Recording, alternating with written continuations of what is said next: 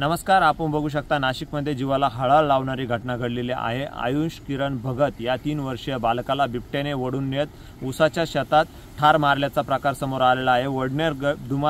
Wadner gate Nashik परिसरातील शेजारचं गाव असल्याने, नाशिक शहराच्या लगतचं गाव असल्याने मळ्याच्या वस्तीत या घटना घडलेल्या आहे। रात्री 8च्या सुमारास या बालकाला ओढून नेल्याचा प्रकार समोर आलेला आहे।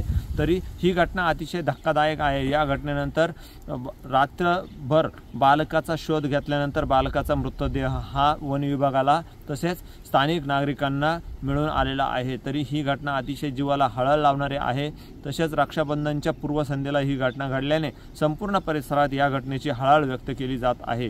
तरी या अशा प्रकार बिबट्याच्या हल्ल्यांचे प्रकार वारंवार घडत आहे। तरी वन विभागाकडून वारंवार बिबटे जेरबंद देखील केले जात आहे, परंतु बिबट्यांचे प्रमाणच वाढल्याने ह्या घटना वारंवार घडत आहे। ऊसाच्या शेतांमध्ये लपण असल्याने या अशा घटनांना अजून चालना मिळत आहे। तरी शेतकऱ्यांनी काळजी घ्यावी, तसेच शेतवस्तीवर राहणाऱ्या नागरिकांनी काळजी घेण्याचे आवाहन वन विभागाच्या वतीने करण्यात येत आहे। पण वन विभागाच्या कडे स्थानिक नागरिकांनी बिबट्या जेरबंद करण्याची मागणी केली आहे। कॅमेरा पर्सन प्रवीणसह अमोल जाधव, नवराष्ट्र, नाशिक।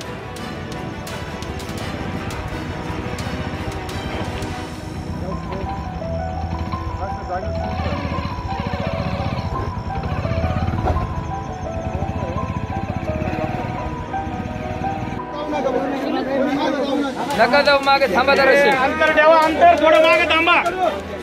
काय लोकांना सांगायचं या गोष्टी जर सांगायचं आज आम्हाला राहणे इथं आम्ही काय करायचं।